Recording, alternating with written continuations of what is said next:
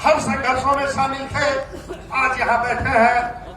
चाहे वो संटमैन हो, पॉइंट्समैन हो, लीवरमैन, केबिन मैन, हमारे कई गार्ड साथी जो दिन रात मेरे साथ आंधी में, पानी में, तूफान में काम किया करते थे, वो कई गार्ड बंधु यहाँ पर हैं, स्टेशन मास्टर साथी यहाँ पर हैं।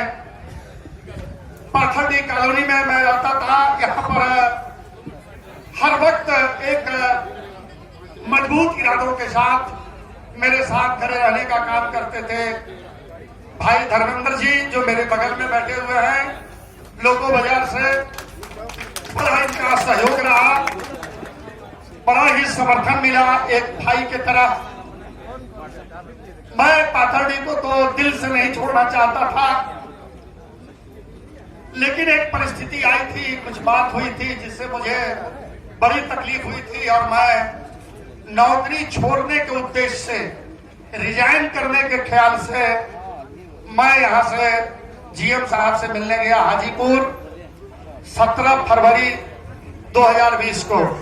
चूंकि एलसी त्रिवेदी जी पूर्व मध्य रेलवे के जीएम नहीं बल्कि एक महामानव थे, एक बड़े ही नेक इंसान थे, और मैंने अपने सर्विस लाइफ में 32 साल के सर्विस लाइफ में एक general manager LC Trivedi ji को देखा जो इतना करीब से प्यार करते थे अपने कर्मचारियों को, चाहे वो ग्रुप डी हो चाहे ग्रुप सी हो, खासकर रनिंग स्टाफ, ट्रैकमैन, आरपीएफ के लोग, इन लोगों को काफी दिल से सम्मान करते थे, फ्रंट रनर लोगों को, और उनका बड़ा ही योगदान हमारे रनिंग स्टाफ के साथ पूरे इशियार में रहा।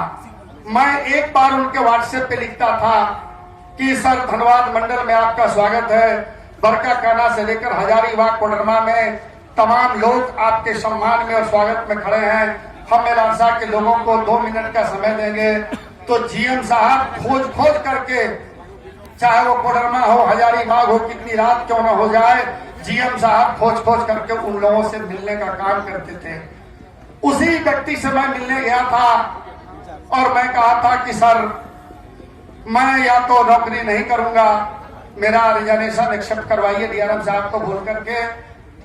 तो फिर पूछा क्या प्रॉब्लम है, हमने कहा सर पानी की दिक्कत है, डस्ट है, मेरा बच्चा बीमार रहता है, डस्ट एलर्जी आप जानते हैं, यहाँ पीआर बनर्जी भागा से 10 वर्षों तक उसका मैंने इलाज करवाया।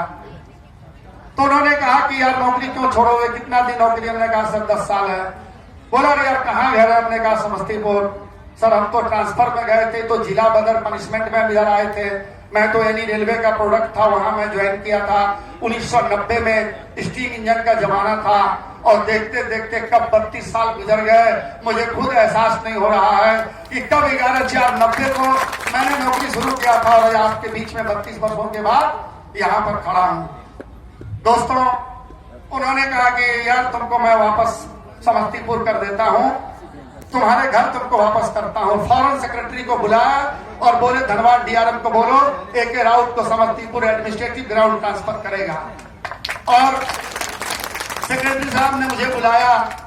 उसके बाद बातचीत शुरू हुई। जब समस्तीपुर मंडल को फोन किया कि AK राउत नाम का आदमी मेरे पास बैठा है, जीएम साहब ने आदेश दिया है इसको समस्तीपुर ले जाना है, तो उन्होंने कहा कि अरे भाई तो बहुत बड़ा आतंकवादी, बहुत बड़ा क्रिमिनल है, उसको तो यहाँ से जीएम साहब ने ट्रांसफर किया था, वो तो यहाँ पर कई बार डीआरएम ऑफिस बंद किया है, जेल गया, 10 दर्जनों मुकदमा हुआ है, उसके नाम से ही यहाँ प्रशासन काटता था, उस आदमी को वापस लाइएगा तो समस्तीपुर बंद हो जाएगा। अब सेक्रेटरी साहब हड़बड़ा गए। फिर उसके बाद उन्होंने धनबाद डिवीजन में एक अधिकारी को फोन किया, तो जो मेरे इतिहास के पन्नों में 1-2 चैप्टर बाकी था वो ये बता दिए। अब सेक्रेटरी साहब आश्चर्य में पड़ गए कि यार ऐसे लोगों का पैरवी जीएम कर रहे हैं, देखने में इतना साफ सुथरा, बड़ा इंद्रिय, बड़ा मासूम लगता है। तो हमसे पूछा कि यार तुम हो कौन? हमने कहा मैं एलारसा का एक कार्यकर्ता हूँ। एलारसा का अभी तो बड़ा नोटरियस संगठन है एलारसा। हमने हाँ सर, कर मैंने अपनी वाजिब ड्यूटी अपना 100% परफेक्ट अपना डेडिकेशन देता है। रेलवे के जितने भी नियम कानून, safety circular, GRSR, operating manual, accident manual, जिसकी दुहाई आप ट्रेनिंग स्कूल और रिफ्रेशर में देते हैं, उसी का पुजारी एलारसा का लोग है। तो बोला ये तुम्हारा इसका जो सबसे जोनल हेड है वो कौन है? हमने मैं ही वो शख्स हूँ जो आपके सामने बैठा हूँ। तो आश्चर्य हुआ तुम ही एक राउत हम लिया सर, वही एक राउत है। तो अब तुमको तो ना समस्तीपुर लेने के लिए तैयार है, ना कोई दूसरा डिवीजन लेने के लिए तैयार है।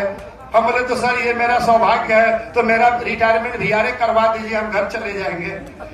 फिर उसके बाद हमको बोला आधा घंटा बैठो। मैं समझ गया कि अब पाथरडी से ही हमको रिटायर होना होगा। मैं वहां रिसेप्शन में बैठा था तो मेरे अजीत कुमार प्रेम छोटे भाई ये पहुंच गए और झुन्नू जी किसी मामले में सीएम साहब के यहाँ मुकब थे। तो झुन्नू जी वहां सीएम क्या खड़े थे, इनको चौपन भेजने की तैयारी हो रही थी, हमको जीएम साहब वापस लाने के आदेश दे चुके थे। तो प्रेम आकर के पूछा का भइल भैया, हमने का हुई कपार, सब तरेले बंद हो रहा बा, कोनो उपाय नहीं खे जाता नहीं, ट्रेन पकड़े पटना गंगा दामोदर। तो ना भैया रुकी हम बात करता नहीं। सेक्रेटरी साहब से पूछे ए साहब धनबाद से वो ड्राइवर साहब आयल बरन का हुई उनकर, तो बोले अरे उनको कहो बैठने के लिए, हम बैठाए हैं। 10 मिनट के बाद हमको बुलाए और बोले जाइए धनबाद डीआरएम साहब से मिल लीजिएगा, आपका कल्याण हो जाएगा। वहां से निकले, मैं क्या मिलूंगा धनबाद डीआरएम साहब से। यहाँ आए, चासनाला का ड्यूटी था, हम चले गए चासनाला। श्री साहब का फोन आया कि डीआरएम साहब बुला रहे हैं, तो हम तो चासनाला ड्यूटी में थे। फिर मोटरसाइकिल पर एक ड्राइवर साहब को भेजा गया, मेरा रिलीफ कराया गया और मोटरसाइकिल से फिर हम धनबाद पहुंचे।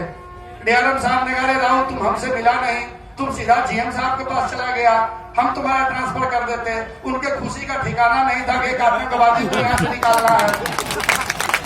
तो इतनी खुशी का मौका था, बड़े मुस्कुरा रहे थे अनिल कुमार मिश्रा जी, बड़े अच्छे लोग थे नो डाउट मिश्रा साहब। तब बोले कि कहाँ घर है, बोले समस्तीपुर है। तुरंत सेनेडी साहब को बोले यार समस्तीपुर विदा करो, पेपर बनाओ। पेपर मेरा बन गया। सीनियर डीपीओ साहब रोक लिए, उज्ज्वल आनंद साहब, क्यों भाई काहे रोक लिए? तो आनंद साहब ने कहा कि सर कहाँ ले जाए इसको, कोई डिवीजन तो लेने के लिए तैयार नहीं है। सोनपुर समस्तीपुर डिवीजन से तो आया है, जीएम ट्रांसफर किए हैं, ये कोर्ट केस किया था, कोर्ट ने भी इनको अलाउ नहीं किया वापस समस्तीपुर भेजने के लिए। फिर डीआरएम साहब हमको बुलाए एक सप्ताह के बाद, बोले यार राहुल तुम आया कैसे था? और बोले सर एडमिनिस्ट्रेटिव ग्राउंड आए थे। भेजा कौन था? बोले उस टाइम में भी वो जीएम थे भटनागर साहब, वही भेजे थे। अरे यार तुम्हारा तो मामला बड़ा गड़बड़ है, सोनपुर डिवीजन तुम चले जाओ, सोनपुर तुमको हम भेज देते हैं। हमने कहा सर गंगा के उस पार पहुंचा दीजिए, अपने घर अपना मिट्टी अपना वतन। फिर मेरा ट्रांसफर हुआ, बड़े मैंने क्या बोलते हैं मायूसी के साथ, बड़े दर्द के साथ, न चाहते हुए भी, कुछ अपनी पारिवारिक मजबूरी थी और मैं यहाँ से ट्रेन पकड़ा। मेरे साथियों को मालूम हुआ, जगह जगह लोगों ने सम्मानित किया, लेकिन जब मैं वहां